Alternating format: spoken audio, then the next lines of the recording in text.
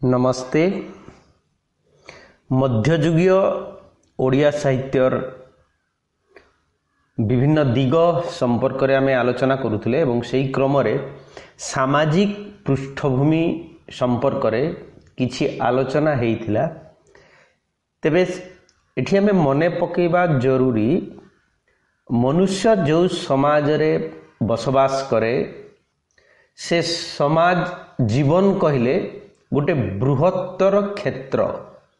ता भितर अर्थनीति अच्छी, राजनीति अच्छी, धर्म अच्छी, अन्यान्य अनेक रकम प्रथा परंपरा सहित जीवन विश्वास तार जोड़ी होइकी रही थाए। तेणु साहित्य रे जहाँ रूप पाइब से समयर कथा ही परोक्ष बा प्रत्यक्ष रे प्रतिफलित हेबाकू बाध्य। आमे देखिचे जे वैदिक जुगरु ओडिशा रे हिंदू, बौद्ध, जैन और बौद्ध सहजिया, आजीवक आदि बहु धर्म और मतवादर विकास एवं रूपांतर सहित विलय मध्य घटिथिला। मध्ययुगीय ओडिया काव्य साहित्यर उद्भव और विकास सहित श्री चैतन्य एवं तांको द्वारा प्रचारित गौड़ीय वैष्णव मतवाद रो संपर्क अत्यंत निबिड़। 1510 ख्रीष्टाब्द रे श्री चैतन्य देव ओडिशा भूमि रे पदार्पण एवं तांकर प्रेम भक्ति चिंताधारा प्रचार प्रसार ए देशर धार्मिक चिंताधारा रे एक नूतन आलोड़न सृष्टि करिथिला। ज्ञान ओ मुख्यतः जोग मार्ग रे मुक्ति कामना करुथिबा उत्कलीय धर्मीय चेतना हठात श्री चैतन्यंकर प्रवर्तित भक्ति मार्ग को सहजरे आदरी नहीं पारी नथिला बोली आलोचक सुरेंद्र महांती तांकर ओडिया साहित्यर मध्य पर्व पुस्तक रे आलोचना करिसंती। तेबे प्रेम साधनार सरलता, ब्राह्मण उत्पीड़ित ब्राह्मणेतर जातिर ए धर्म प्रति थिला समधिक समर्थन और आकर्षण। राजन्य पृष्ठपोषकता जोगु गौड़ीय वैष्णव चिंताधारा जार अन्य नाम होची शुद्धा भक्ति धीरे धीरे ओडिशा भूमि रे प्राण प्रतिष्ठा लाभ करिबाकू समर्थ होइतिला। फलरे निराकार शून्य पुरुष श्री जगन्नाथ लीलामय कृष्ण रे रूपांतरित होई गले। कृष्ण जगन्नाथ चैतन्यंकर अभेदत्व परिकल्पित हैला। राधाकृष्णंकर परकिया प्रणय लीला साधारण जनता द्वारा विशेष भावरे अनुकृत और अनुश्रुत हेबाकू लागिला। गोपी जन बल्लभ श्रीकृष्णंकर ब्रजलीला क्रमशः लोकप्रियता अर्जन करी पर्वपर्वाणी मध्यरे प्रवेश कला। राधा अष्टपाट वंशी स्वकीया कृष्ण बल्लभा मानक अपेक्षा श्रेष्ठतमा बोली विवेचित हेले। सर्वोपरि एही राधा और कृष्णंकर अप्राकृत प्रेमलीला ओडिया कवि और कृति गुड़ी को गभीर भावरे प्रभावित करिबाकू लागिला। श्री चैतन्य देवंकर अवसान परे तांकरी भावमूर्तिर प्रभाव बंगीय धर्म प्रचारक एवं सेमानंकर निष्ठापर उत्कलीय अनुगामी मानंक द्वारा अधिकरु अधिक भावरे प्रचारित हला। एही समय मध्यरे श्री रसिकानंद देव गोस्वामींकर रेमुणा क्षीरचरा गोपीनाथ मंदिर प्रतिष्ठा बालेश्वर रे एवं राधा और गोपी जन्नवल्लभ कृष्ण उपासनार परिप्रचार राधा कृष्ण लीला विलास को अधिक लोकप्रिय कराइबा दिगरे सहायक हेइथिला। फलरे ଓଡ଼ିଆ ସାହିତ୍ୟ ଓ ଓଡ଼ିଆ କବିମାନଙ୍କର ଦ୍ୱାରା ସୃଷ୍ଟ ସଂସ୍କୃତ ସାହିତ୍ୟ ସପ୍ତଦଶ ଶତକର ପ୍ରାରମ୍ଭରୁ ହିଁ ରାଧାକୃଷ୍ଣଙ୍କର ବିରହ ମିଳନ ପରକୀୟା ପ୍ରୀତିର ଉତ୍ତାଳ ତରଙ୍ଗରେ ତରଙ୍ଗାୟିତ କାବ୍ୟପ୍ରାଣ ରସିକ ହୃଦୟରେ ଏକ ଭାବୋଦ୍ଦୀପକ ଉଚ୍ଛ୍ୱାସ ତୋଳିବା ଦିଗରେ ସମର୍ଥ ହୋଇଥିଲା। ବାସ୍ତବରେ ଉତ୍କଳର ଆଧ୍ୟାତ୍ମିକ ସାଧନା ଓ ଜୀବନକୁ ଏହି ପ୍ରେମ ଧର୍ମ ପୁଷ୍ଟ କରି ନଥିଲେ ହେଁ ମଧ୍ୟଯୁଗୀୟ କାବ୍ୟ ସାହିତ୍ୟ ଷୋଡ଼ଶ ଶତାବ୍ଦୀର ଅନ୍ତିମ ଚରଣ ବେଳକୁ ଗଭୀର ଭାବରେ ପୁରାଣ ତତ୍ତ୍ୱ ବା ଦର୍ଶନର ନିଟଳ ବନ୍ଧନରୁ କ୍ରମଶଃ ମୁକ୍ତ ହୋଇ ରସ ଅଳଙ୍କାର ଓ ରୀତି ଛନ୍ଦରେ ଛନ୍ଦି ହୋଇ କାବ୍ୟ ସାହିତ୍ୟକୁ କରିଥିଲା ରସୋଜ୍ୱଳ ଓ ସମୃଦ୍ଧ। ଏହା ପୂର୍ବରୁ ଓଡ଼ିଆ ଆଖ୍ୟାୟିକା କାବ୍ୟମାନଙ୍କର ଉଜ୍ଜଳ ବା ଶୃଙ୍ଗାର ରସର ଯେଉଁ କ୍ଷୀଣ ଅଭିବ୍ୟକ୍ତି ଘଟିଥିଲା ଗୌଡ଼ୀୟ ବୈଷ୍ଣବ ଧର୍ମ ତାହାକୁ ଆହୁରି ପ୍ରୋତ୍ସାହିତ କରିଥିଲା, ଯାହାର ପ୍ରଭାବ ବିଶେଷ ଭାବରେ ମଧ୍ୟବର୍ତ୍ତୀକାଳୀନ ରୀତିଯୁଗ ଯାହାର ସମୟସୀମା ହେଉଛି 1680ରୁ 1790 ଓ ଉତ୍ତର ରୀତିଯୁଗ ଯେଉଁଟାକୁ ସଙ୍ଗୀତ ଯୁଗ ବୋଲି ମଧ୍ୟ କୁହାଯାଏ, ଯାହାର ସମୟ ହେଉଛି 1790ରୁ 1850 ଏବଂ ଏହି ସମୟ ମଧ୍ୟରେ ରଚିତ ହୋଇଥିବା କାବ୍ୟ କବିତା ଭଜନ ଚଉତିଶା ଚୌପଦୀ ବୋଲି ଜଳାଣ ପଟଳ ଇତ୍ୟାଦି ମାଧ୍ୟମରେ ଓଡ଼ିଶାର ଧର୍ମୀୟ ଚେତନାକୁ ପ୍ରାମାଣିକ ତଥା ଶାସ୍ତ୍ରୋଚିତ କରିବା ଦିଗରେ ସଯତ୍ନ ପ୍ରୟାସ କରିଥିଲା କହିଲେ ଅତ୍ୟୁକ୍ତି ହେବ ନାହିଁ। ତେବେ ଆମେ ସାମାଜିକ ସହିତ ଧାର୍ମିକ ଭାବଭୂମି ସମ୍ପର୍କରେ ଆଲୋଚନା କରିବା ସହିତ ରୀତି ସାହିତ୍ୟରେ ବା ମଧ୍ୟଯୁଗୀୟ ସାହିତ୍ୟର ସାମାଜିକ ପୃଷ୍ଠଭୂମି ଓ ସମକାଳୀନ ସାହିତ୍ୟର ଆଲୋଚନା କଲାବେଳେ ମୁଖ୍ୟତଃ ଏହା ପୂର୍ବରୁ ଆମେ କିଛି ରାଜନୀତିକ ବା ସମାଜର ଉଚ୍ଚ ବର୍ଗର ଆଭିଜାତ୍ୟ ଶ୍ରେଣୀର ସମ୍ଭ୍ରାନ୍ତ ଶ୍ରେଣୀର ଲୋକମାନଙ୍କର ଜୀବନଚର୍ଯ୍ୟାର କଥା କହିଥିଲୁ। ମଧ୍ୟଯୁଗୀୟ ରୀତି ସାହିତ୍ୟ ବିଶେଷ ଭାବରେ ସମାଜର ରାଜନୀତିକ ପରିସ୍ଥିତିର କୁ କେନ୍ଦ୍ର କରି ହିଁ ଗଢ଼ି ଉଠିଛି। ରାଜନୀତିକ ପରିସ୍ଥିତି କହିବାର ଉଦ୍ଦେଶ୍ୟ ହେଉଛି ତାର ପରୋକ୍ଷ ପ୍ରଭାବ ସାହିତ୍ୟରେ ପଡ଼ିଛି ଏବଂ ଏହି ସମୟର ଜୀବନରେ ଯାହା ନିଜସ୍ୱ ତାହା ହେଉଛି ଦୁରାଚାରୀ ଶାସକର ହୀନ ବ୍ୟଭିଚାର ଦ୍ୱାରା ଅଧିକ ଭୁଲୁଣ୍ଠିତ ହୋଇଛି ଏବଂ ପରିଣତିରେ ଆମ ସମାଜ ଜୀବନରେ ସେହି ବିଳାସୀ ଭୋଗ ସର୍ବସ୍ୱ ଦରବାରୀ ମନୋଭାବର ପ୍ରକାଶ ଘଟିଛି। ରୀତିକାଳର ସମକାଳୀନ ସାହିତ୍ୟରେ ଏହାର କାବ୍ୟିକ ପୁନରାବୃତ୍ତି ଘଟିଛି କହିଲେ ଅତ୍ୟୁକ୍ତି ହେବ ନାହିଁ ଏବଂ ଆମେ ଯଦି ତାର ରାଜନୀତିକ ପୃଷ୍ଠଭୂମି ସମ୍ପର୍କରେ ବିଶେଷ ଭାବରେ ଦେଖିବା ତାହେଲେ କେତୋଟି ପ୍ରମୁଖ ଘଟଣା ସମ୍ପର୍କରେ ମନେ ପକାଇବା ଜରୁରୀ। ଯେମିତି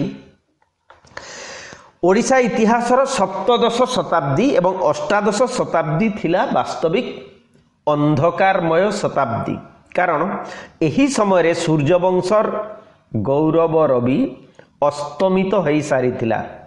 ସୂର୍ଯ୍ୟବଂଶ ରାଜତ୍ୱ କାଳରେ ଦୀର୍ଘ 100 ବର୍ଷ ରାଜା କପିଳେନ୍ଦ୍ର ଦେବ, ରାଜା ପୁରୁଷୋତ୍ତମ ଦେବ ଓ ଅନ୍ତିମ ଚରଣରେ ରାଜା ପ୍ରତାପରୁଦ୍ର ଦେବଙ୍କର ଅଧିନାୟକତ୍ୱରେ ବୀର ଓଡ଼ିଆ ଜାତି ତାର ରାଜ୍ୟର ସୀମାକୁ ଗଙ୍ଗା ଠାରୁ ଗୋଦାବରୀ ପର୍ଯ୍ୟନ୍ତ ପ୍ରସାରିତ କରିବାରେ ସମର୍ଥ ହୋଇଥିଲା।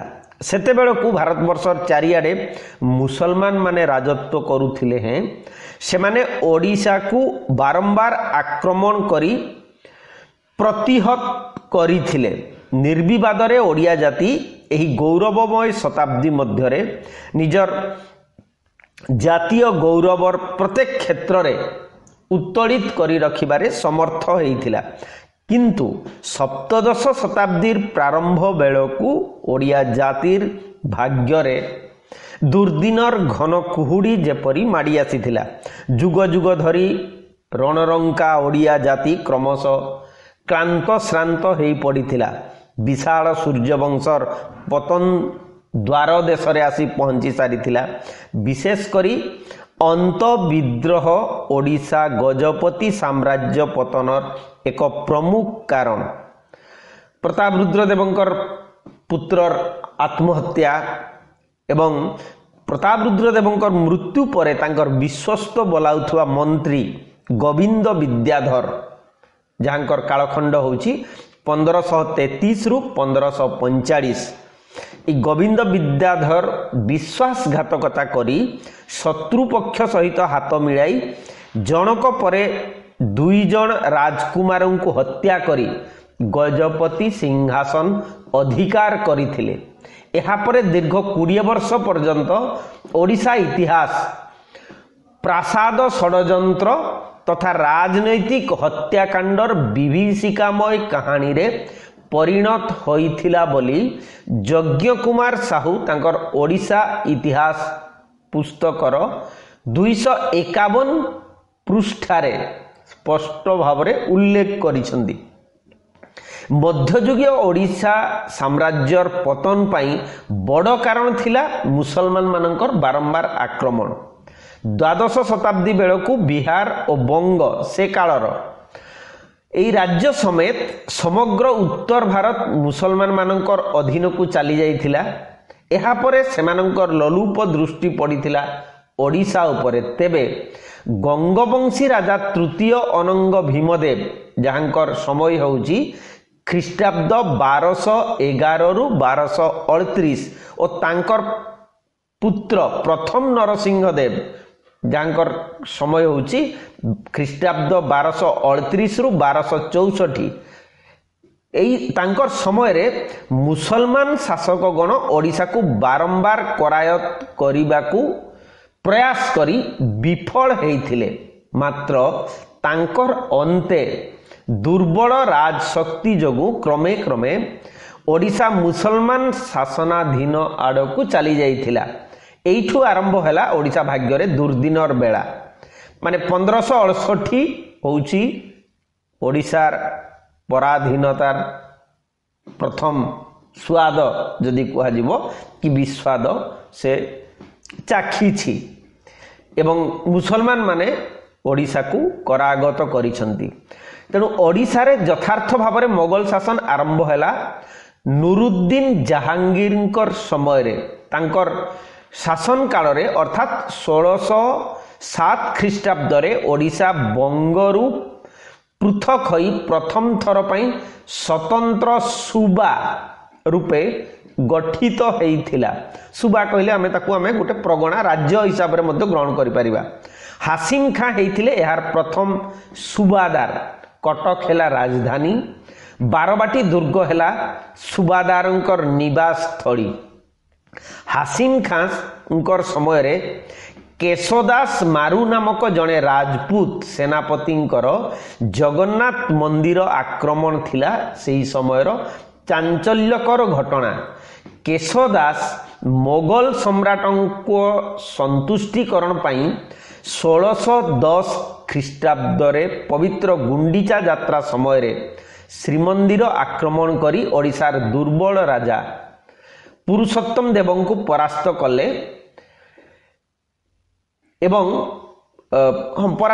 ଏବଂ ଓଡ଼ିଆ ଜାତିର ଗର୍ବ ଓ ଗୌରବର ନିଶାଣ ଶ୍ରୀମନ୍ଦିର କୋଠ ଭଣ୍ଡାର ଲୁଣ୍ଠିତ ହେଲା। ରାଜା ପୁରୁଷୋତ୍ତମଙ୍କର ପରାଜୟ ଗ୍ଳାନିରେ ମ୍ରିୟମାଣ ହୋଇ ସେଦିନ ମୋଗଲ ସେନାପତିଙ୍କ ସହିତ ଯେଉଁ ସନ୍ଧିପତ୍ର ସ୍ୱାକ୍ଷର କରିଥିଲେ ତାହା ଓଡ଼ିଶା ଇତିହାସରେ ସବୁଦିନ ପାଇଁ ଏକ ଅଶ୍ରୁଳ ଅଧ୍ୟାୟ ହେଇକି ରହିଛି। ସନ୍ଧିପତ୍ରର ସର୍ତ୍ତ ଥିଲା ମୁଖ୍ୟତଃ 4ଟି। ରାଜା ପୁରୁଷୋତ୍ତମ ଦେବ ତାଙ୍କର କନ୍ୟାକୁ ଉପଢୌକନ ସ୍ୱରୂପ दिल्ली दरबार को प्रेरण करिवे। 2 नंबर सेनापति केशदास मारुंक सहित तांकर भग्नी को विवाह देवे। तृतीय रे मोगल राजकोष को 3 लाख टंका उपहार देवे। एवं चतुर्थ रे केशदास मारुंक संतुष्टिकरण पई 1 लाख टंका देवे। संधिर शर्त अनुसार समस्त विधि को राजा अक्षरे अक्षरे पालन करने को बाध्य होइथिले। एपरिकी केशदास मारुंकु राज दरबार रे सम्मानित करने सहित 4000 अश्वसेनार अधिनायक मनसबदार पदवी रे अभिषिक्त करिथिले, जहा यज्ञ कुमार साहू तांकर ओडिशा इतिहास पुस्तक रे उल्लेख करिसंती। जहांगीर परे शाहजहान बिना प्रतिरोध रे समग्र ओडिशा अख्तियार करि नैथिले। तांको समय रे ओडिशार अवस्था एक दारुण विपर्जय आड़कू गति करिथिला। तांको परे औरंगजेबंकर शासन काल मध्य रे ओडिशार सामाजिक राजनीतिक अवस्थार दयनीय परिणति आसी जाइथिला। एथिपई औरंगजेबंकर धर्मांधता और एकजिदियापन ही सबु परिणाम रे दायी बोली कुहा जाई पारे। 1660 ख्रीष्टाब्द रे औरंगजेब द्वारा ओडिशा अधिकृत हेबा परे तांको द्वारा नियुक्त बंगलार सुबादार खान इ दौरान ओडिशार आंदोलनकारी जमीदार और राजा मानंकु गोटिक परे गोटिए हटाई ओडिशा को निज अधिकार को नेइथिले। शेषरे मयूरभंज राजा कृष्णचंद्र भंजंकु निर्मम भावरे हत्या कराइबा परे ओडिशा रे टेकी उठुथिबा विरोध धीरे धीरे प्रशमित हेइतिला। 1661 ख्रीष्टाब्द रे खोरधार राजा मुकुंद देव तांकर अधीनता स्वीकार करने को बाध्य होइथिले। एहा परे रणपुर, डमपड़ा, पटिया, सारंगगढ़, कनिका, कुजंग और खलिकटर जमीदार माने क्रमे क्रमे तांकर बश्यता स्वीकार करने को बाध्य होइथिले।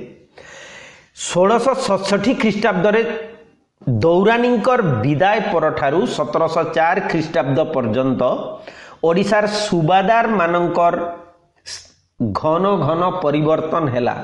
शेषरे 1704 ख्रीष्टाब्द रे ओडिशार शासन धरिथिले बंगर सुबादार मुर्शिद कुली जाफर खां। से तांकर जामाता सुजाउद्दीन को ओडिशार नायब नाजिम रूपे नियुक्त करिथिले। तांको समय रे ओडिशा शांतिपूर्ण थिला। एही समयरू ही ओडिशार राजनैतिक और सांस्कृतिक जीवन बंगीय मानक द्वारा विशेष भावरे प्रभावित होइथिला। ओडिशार निजस्व शक्ति क्रमशः ह्रास पाइबाकू लागिला। ख्रीष्टाब्द 1727 रे मुर्शिद कुली खांकर मृत्युवरण कला परे सुजाउद्दीन निजकू बंगलार सुबादार पदरे एवं तांकर पुत्र तकी खां को ओडिशार नायब नाजिम पदरे अधिष्ठित करिथिले। तांको शासन काल रे ओडिशा रे खेड़ी जाइथिला आतंक राज। साधारण जीवन धारा व्यतिव्यस्त होई पड़िथिला। एही भली जणे दुर्धर्ष शासक जिए कि निजे पुरी मंदिर परिचालना भार नेई श्रीमंदिर पंडा सेवायत तथा यात्री मानंकु शांति रे सेवा पूजा करिबाकू समय भी देई नथिले। शेषरे तांकर कूटनीतिक मायाजाल रे छंदी होई राजा रामचंद्र द्वितीय कारागार रे बंदी भावरे जीवन कटाइथिले। केवल एतिकी नुहे, से बाध्य होई हाफिज कादर बेग नाम रे मध्य परिचित होइथिले, जहाकू आधार करी आलोचक सुरेंद्र महांती, कथाकार सुरेंद्र महांती तांकर बहुचर्चित कालजयी उपन्यास नील शैल रचना करिसंती। एवं से जो रामचंद्र देव बाध्यबाधकतार जो कथा कुहाई जदि उपन्यास रे तार टिके भिन्न रूप दिया है तो इतिहास जहाँ कहूँ जे से बाध्यबाधकतारे मुसलमान धर्म ग्रहण करथिले मध्य अंतर रे सबु बेले पतित पावन प्रभु जगन्नाथ को प्रार्थना करुथिले। से तांकर मुसलमान पत्नी रेजिया सहित जगन्नाथ को आराधना करिबार इच्छा ए खबर सुनी तत्कालीन पंडा पढ़ियारी गण प्रचंड विरोध करेले। शेषरे सिंहद्वार निकटरे पतित पावन जगन्नाथ मूर्ति स्थापित हैला। जाति कुल भ्रष्ट राजा सही मूर्ति उपासना भितरे निज अतीतर स्मृति को ही साउंटी थिले अश्रुल नयन रे। आमे नीलशैल एवं नीलाद्रि विजय ये दीटा उपन्यास रे एई राजांकर जीवन एवं मुख्यतः जगन्नाथ प्राणता को प्रत्यक्ष करि परिबा। ख्रीष्टाब्द 1739 रे बंगर नाजिम मुजाउद्दीन कर देहांत परे तांकर पुत्र सरफराज पितांकर उत्तराधिकारी हेले। मात्र तांकर अपारगता फलरे राज्यर चारिआडे अराजकता देखादेला। आलीवर्दी खां नामक जनैक शक्तिशाली कर्मचारी तांको हत्या करी बंगर नाजिम पद ग्रहण करिथिले। आलीवर्दी खां बंगर शासक हेबा परठारु सबुबेले गृहयुद्धरे व्यस्त रहुथिले। एहीपरि दुर्दिन समय रे तांको पई आउ एक विपद आसी देखा देइतिला। ताहा थिला मरहट्टा मानकर अतर्कित आक्रमण एवं शेषरे दुर्धर्ष तथा समर निपुण मरहट्टा मानक द्वारा परास्त होई तांको सहित संधि करिबाकू एक रकम से बाध्य होइथिले। जहा फलरे ओडिशा रे मरहट्टा आधिपत्य प्रतिष्ठित होइथिला एवं मुसलमान शासन रो अवसान घटिला। ए मरहट्टा शासन जदि आमे देखिबा तार समय होउची 1751 रु 1803 एवं 1803 परे ताहा इंग्रेज मानकर अधीन को चली जिवो।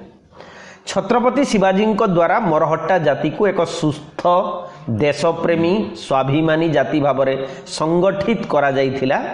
मोगल मानंकु सेमाने केवल टक्कर देबाकू समर्थ थिले। मोगल साम्राज्यर पतन पाई मरहट्टा मानकर वीरत्व एवं उग्र जातीय भाव प्रमुख कारण थिला। से समयर ख्यातनामा मरहट्टा सेना बाहिनीर सेनापति थिले पुनार पेशवा बरदार गायकवाड़, ग्वालियर सिंधिया, नागपुर भोंसला एवं इंदौर होलकार प्रमुख। मोगल साम्राज्यर पतन काल सेमाने निज निजकू उत्तर भारत रे सर्वशक्तिमान करी प्रतिष्ठा करिथिले। एहा द्वारा इस्लामिक शक्ति प्रति सेमाने प्रतिद्वंदी हेबारे समर्थ हेइथिले। मरहट्टा सेनाध्यक्षंकर परस्पर बुझामणा भित्तिरे पूर्व भारत अर्थात ओडिशा बंगला आदि अंचल उपरे नागपुर भोंसलांकु आधिपत्य विस्तार करने स्वीकृति मिलिथिला। सेतेबेले बंगला बिहार एवं ओडिशा थिला आलीवर्दी खांकर शासनाधीन अंचल।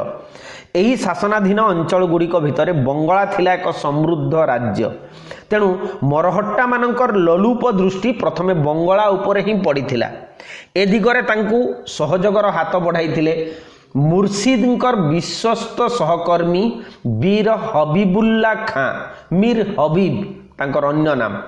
तांकरी साहाय्य रे रघुजी भोंसला भास्कर पंडितंकर तत्वावधान रे एक विराट सेनाबाहिनी पठाई बंगला आक्रमण कले। आलीवर्दी निजर विचक्षण कूटनीति बल रे बंगला को रक्षा करने को समर्थ हेले ओडिशा को सुरक्षा देवा तांको पक्षरे कष्टसाध्य थिला। तथापि जीवनर शेष काल पर्यंत से ओडिशारु मरहट्टा मानंकु विताड़ित करिवा पई शतचेष्टा करी मध्य असफल हेइथिले। कारण सेते बेलकु से वृद्धावस्था एणे राज दरबार रे दिनकु दिन विश्वासघातक चक्रांतकारी मानकर चक्रव्यूह ଅପରପକ୍ଷରେ ବିଶ୍ୱାସଯୋଗ୍ୟ ବ୍ୟକ୍ତିମାନଙ୍କର ଅଭାବ ଯୋଗୁଁ ପରିଶେଷରେ ଅନନ୍ୟୋପାୟ ହୋଇ ମରହଟ୍ଟାମାନଙ୍କ ସହିତ ସେ ଶାନ୍ତି ଚୁକ୍ତି କରିଥିଲେ। ଖ୍ରୀଷ୍ଟାବ୍ଦ 1751ରେ ଐତିହାସିକ ଚୁକ୍ତି ସ୍ୱାକ୍ଷରିତ ହେଲା ଏବଂ ଏହି ଚୁକ୍ତି ଫଳରେ ଆଲିବର୍ଦୀ ତାଙ୍କର ଶେଷ ସମୟ ଶାନ୍ତିରେ କଟେଇଲେ। ରଘୁଜୀ ଅର୍ଥଲାଭ କଲେ ଏବଂ ମୀର ହବିବ ଓଡ଼ିଶାର ନାଏବ ନାଜିମ ପଦବୀରେ ରହି ସମ୍ମାନ ଓ ପ୍ରତିଷ୍ଠା ଲାଭ କଲେ। ମୀର ହବିବ ନାମକୁ ମାତ୍ର ଓଡ଼ିଶାର ଶାସକ ରହିଲେ ସିନା, କିନ୍ତୁ ପ୍ରକୃତରେ ଶାସନ ଡରି ରହିଲା ନାଗପୁରର ଭୋଁସଲାଙ୍କ ହାତରେ। କ୍ରମଶଃ ଶାସନ ପରିଚାଳନା କ୍ଷେତ୍ରରେ ମୀର ହବିବ ଓ ରଘୁଜୀ ଭୋଁସଲାଙ୍କ ମଧ୍ୟରେ ମନାନ୍ତର ଦେଖାଦେଲା। ପରବର୍ତ୍ତୀ ପର୍ଯ୍ୟାୟରେ ଏହା ଦ୍ୱନ୍ଦ୍ୱର ରୂପ ନେଇ ଖଣ୍ଡଯୁଦ୍ଧରେ ପରିଣତ ହେଲା। ଶେଷରେ ଅର୍ଥାତ୍ 1752 ଖ୍ରୀଷ୍ଟାବ୍ଦରେ ମୀର ହବିବ ଯୁଦ୍ଧରେ ନିହତ ହେଲେ। ମୀର ହବିବଙ୍କ ପରେ ତାଙ୍କର ଜଣେ ଆତ୍ମୀୟ ତଥା ସହକର୍ମୀ ମିର୍ଜା ସାଲେ ଖ୍ରୀଷ୍ଟାବ୍ଦ 1752ରୁ 1759 ସେ ଓଡ଼ିଶାର ଶାସନ ଦାୟିତ୍ୱ ଗ୍ରହଣ କଲେ। ତାଙ୍କୁ ସବୁବେଳେ ତାଙ୍କର ଦୁଇ ପ୍ରତିଦ୍ୱନ୍ଦ୍ୱୀ ପ୍ରଭୁ ରଘୁଜୀ ଭୋଁସଲା ଓ ଆଲିବର୍ଦୀ ଖାଁଙ୍କୁ ସନ୍ତୁଷ୍ଟ କରିବାକୁ ପଡ଼ୁଥିଲା। ଶେଷରେ ସାଲେ ବଙ୍ଗଳାର ନବାବ ସିରାଜଉଦ୍ଦୌଲା ଓ ନାଗପୁର ଭୋଁସଲାଙ୍କର ଆଉ ବିଶ୍ୱାସୀ ହୋଇ ରହିପାରିଲେ ନାହିଁ। ଫଳରେ 1759 ମସିହାରେ ତାର ଶେଷ ବେଳକୁ ତାଙ୍କୁ କାର୍ଯ୍ୟରୁ ଅନ୍ତର କରାଯାଇ ତାଙ୍କ ସ୍ଥାନରେ ମେୟ ଭଟ୍ଟ ସାଠେ ଯିଏ 1760ରୁ 1764 ଓଡ଼ିଶାର ପ୍ରଶାସକ ରୂପେ ନିଯୁକ୍ତ ହେଲେ। ତାଙ୍କ ପରେ ପରେ ଭବାନୀ ପଣ୍ଡିତ ତାଙ୍କର କାଳଖଣ୍ଡ ହେଉଛି 1764ରୁ 1768, ଶମ୍ଭୁଜୀ ଗଣେଶ ଯାହାଙ୍କର ସମୟ ହେଉଛି 1768ରୁ 1770, ବାବୁଜୀ ନାୟକ ତାଙ୍କର ସମୟ ହେଉଛି 1778ରୁ 1793, ସଦାଶିବ ରାଓ 1793ରୁ 1803। ଏଇମାନେ ପ୍ରମୁଖ ସୁବାଦାର ହିସାବରେ ଓଡ଼ିଶାର ଶାସନ ଦାୟିତ୍ୱ ଗ୍ରହଣ କରିଥିଲେ। ତେଣୁ 1757 ଖ୍ରୀଷ୍ଟାବ୍ଦରେ ପଲାସୀ ଯୁଦ୍ଧରେ ଇଂରେଜମାନେ ବିଜୟ ଲାଭ କଲା ପରେ ବଙ୍ଗ ଦେଶରେ ତାଙ୍କର ପ୍ରଭୁତ୍ୱ ପ୍ରତିଷ୍ଠିତ ହେଲା। ଏଣେ ମାନ୍ଦ୍ରାଜ ମଧ୍ୟ ତାଙ୍କ ହାତକୁ ଆସିଯାଇଥିଲା। କେବଳ ତାଙ୍କ ପାଇଁ ବଡ଼ ପ୍ରତିବନ୍ଧକ ରୂପେ ଠିଆ ହେଇଥିଲା ମରହଟ୍ଟା ଶାସିତ ଓଡ଼ିଶା ଶାସନ। ଏପରିକି ସେମାନେ ଅନେକ ସମୟରେ ମରହଟ୍ଟାମାନଙ୍କର ଦୟା ଉପରେ ନିର୍ଭର କରୁଥିଲେ। ତେବେ ବାହ୍ୟତଃ ସେମାନେ ମରହଟ୍ଟାମାନଙ୍କ ସହିତ ସୁସମ୍ପର୍କ ରଖିଥିଲେ ମଧ୍ୟ ଓଡ଼ିଶା ଜୟ କରିବାର ଗୁପ୍ତ ଉଦ୍ୟମ ସର୍ବଦା ଜାରି ରଖିଥିଲେ। ସେଥିପାଇଁ ନିଜର ସାମରିକ ଶକ୍ତିକୁ ସର୍ବଦା ସଜାଗ ରଖିଥିଲେ। ଶେଷରେ ସେମାନଙ୍କର ସ୍ୱପ୍ନ ହେଲା ସଫଳ। ଫଳସ୍ୱରୂପ 1803 ମସିହାରେ ସାମାନ୍ୟ ମାତ୍ର ପ୍ରଚେଷ୍ଟାରେ ଇଂରେଜମାନେ ଓଡ଼ିଶାରେ ବ୍ରିଟିଶ ଶାସନ ପ୍ରତିଷ୍ଠା କରିବାରେ ସମର୍ଥ ହେଲେ। ଓଡ଼ିଶା ଇତିହାସରେ ମରହଟ୍ଟା ଶାସନ ସମୟକୁ ଏକ କଳଙ୍କିତ ଅଧ୍ୟାୟ ରୂପେ ଇଂରେଜ ଐତିହାସିକ W.W. ହଣ୍ଟର ବର୍ଣ୍ଣନା କରିଛନ୍ତି। ଅବଶ୍ୟ ମରହଟ୍ଟାମାନଙ୍କର ଶାସନ କଠୋର ଓ ଦକ୍ଷ ଥିଲା, କିନ୍ତୁ ସେମାନଙ୍କର ଧର୍ମନୀତି ଥିଲା ଉଦାର। ସେମାନେ ମଧ୍ୟ ଅନେକ ଲୋକହିତକର କାର୍ଯ୍ୟ କରିଥିଲେ। ଏସବୁ ସତ୍ତ୍ୱେ ସେମାନଙ୍କର ଶାସନ କାଳରେ ରାଜସ୍ୱ ଓ ଚୌଥ ଆଦି କର ଅତି କଠୋର ରୂପେ ଆଦାୟ କରାଯାଉଥିଲା। ପ୍ରଜାମାନେ ଭୟରେ ନିଜର ଗାଁ ଗଣ୍ଡା ଛାଡ଼ି ଅରଣ୍ୟ ଭିତରକୁ ପଳାଇ ଯାଉଥିଲେ। ଏପରିକି ସେ ସମୟରେ ଜନପଥ ଗୁଡ଼ିକ ମରହଟ୍ଟା ବର୍ଗୀମାନଙ୍କର ଅତ୍ୟାଚାରର ଅକଥନୀୟ ଯନ୍ତ୍ରଣାକୁ ସାମ୍ନା କରିଥିଲା। ଆମର ଫକୀରମୋହନ ସେନାପତିଙ୍କର ଲଛମା ଉପନ୍ୟାସରେ ତାର କିଞ୍ଚିତ ଆଭାସ ଆମକୁ ଦେଖିବାକୁ ମିଳିବ। ତାଙ୍କର ଆତ୍ମଜୀବନୀରେ ମଧ୍ୟ ଏହି ମରହଟ୍ଟା ବର୍ଗୀମାନଙ୍କର କଥା ଉଲ୍ଲେଖ କରାଯାଇଛି। ତେବେ ଏସବୁ ଦୃଷ୍ଟିରୁ ଇଂରେଜୀ ଐତିହାସିକମାନେ ତାଙ୍କୁ ବର୍ବର ଲୁଣ୍ଠନକାରୀ ଜାତି ଭାବରେ ବର୍ଣ୍ଣନା କରିଛନ୍ତି। ଇଏ ଗୋଟାଏ ଦିଗ ମାତ୍ର କେବଳ। ଦୀର୍ଘଦିନ ଧରି ଓଡ଼ିଶା ଆଫଗାନ, ମୋଗଲ, ମରହଟ୍ଟା ଓ ଇଂରେଜମାନଙ୍କ ଦ୍ୱାରା ଶାସିତ ହୋଇ ନିଜ ଅତୀତର समस्त शौर्य और वीरत्वर गारिमा को हराई दे संभोग और विलास मध्य निजर आस्फालन और अहंकार को केवल प्रदर्शन करुथिला कहिले अत्युक्ति हेब नाही। एपरिकी सामंत राजा माने मध्य पराधीन जीवन यापन करुथिले। मोगल दरबारर बादशाही मनोवृत्ति और बेगम महलर कलुषित वातावरण मध्यरे सेमाने जीवन को उपभोग करुथिले। अवश्य एमानकर राज्य विस्तृति नथिला किंतु राजकीय आडंबर किछि कम नथिला। विदेशी शासक मानक सहित प्रजा मानकर कौनसी प्रत्यक्ष संपर्क नथिबा जोगु राज्य मध्यरे एमाने वास्तवरे थिले असीम क्षमताशाली हर्ताकर्ता भाग्य विधाता एवं साक्षात चलंती देव प्रतिमा बोली सुदर्शन आचार्य तांकर ओडिया काव्य कौशल पुस्तक रे उल्लेख करिसंती। एमानंकर राजप्रसाद गुड़िक जदि कुहा जीव बुध हंस केड़ी सरोवर याकू आमे कहि परिबा जे वास्तविक भोगविलासी पांडित प्रदर्शन अहंकार प्रदर्शन ताहा जेमिति नाभि केन्द्र हिसाब रे ही परिगणित हेइथिला।